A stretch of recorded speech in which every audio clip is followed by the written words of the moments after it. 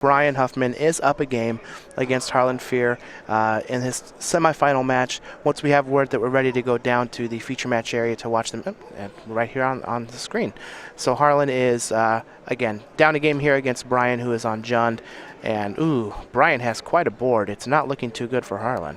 Yeah, this is rough. I mean, Brian, you can see all of the ways he has to grind someone out. He has Dark Confidant to draw cards on his side of the board. He has Liliana, which is able to attack his opponent's hand and potentially their board. And then also Huntmaster of the Fells is just a really good card because it's hard to remove. You're going to need to use 2 removal spells on it. Not only that, but it buffers Brian's life, and if it sits on the board, it can even gain some value and start shooting stuff down. And we can see a whole lot of cards in the graveyards from this Liliana the Veil. So on Brian's side, we do have a Liliana, a Dark Confidant, and a Wolf token, along with Blackleaf Cliffs, 2 forests, and a swamp. And on Harlan's side, we do have a Sulphur Falls, a mountain, an island, and a Desolate Lighthouse.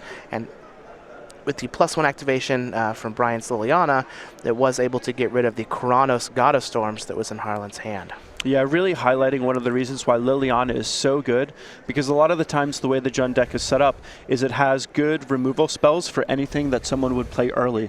And then the deck is sort of set up so that the removal spells hit the things that come out early, and Liliana's plus hits the things that would come out later that are too big for the Jund deck to handle. So it looks like on Brian's turn, he's going to go ahead and reveal a Verdant Catacombs to that Dark Confidant. He's going to plus Liliana.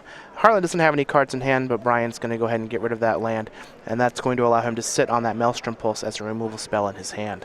He's going to pass the turn back to Harlan, who's going to draw, and it looks like it might be a Jace, and it is. We've got a Jace, Architect of Thought. Now this is going to be able to cut Harlan's clock in half, but Brian does have that Maelstrom Pulse, which is only going to get a reprieve for this turn on that -2 on the attacks. Yeah, for sure. While Jace is a great card on a smaller board or a board that doesn't have as much pressure, Harlan doesn't really have the opportunity to get any kind of value off of it, and it's likely going to die to just a 1-for-1 removal spell, while Brian is still pushing more damage. Now Brian is in the lead here and looks like in a good spot to take this game. And if that's the case, he could end up in the finals against Bob Huang. And we saw what happened last time they played. Yeah, for sure. I mean, I think things are looking really good for Bob, despite that last win being, you know, not the most exciting win and not one that he felt super good about. He's definitely feeling good about his chances if this Jund deck takes this game. So it looks like Brian Huffman was going to be able to reveal a land off of that, his Dark Confidant, and then draw into another Dark Confidant. After Maelstrom pulls in the Jace, he's just going to play another Dark Confidant, attack Harlan down to 5, and pass the turn with lethal attackers on the battlefield. It looks like very quickly Jund is going to take this match against Harlan's Blue-Red Twin deck.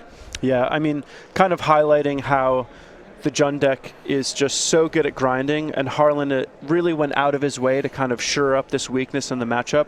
And I think a lot of the times Harlan would win this matchup because he is so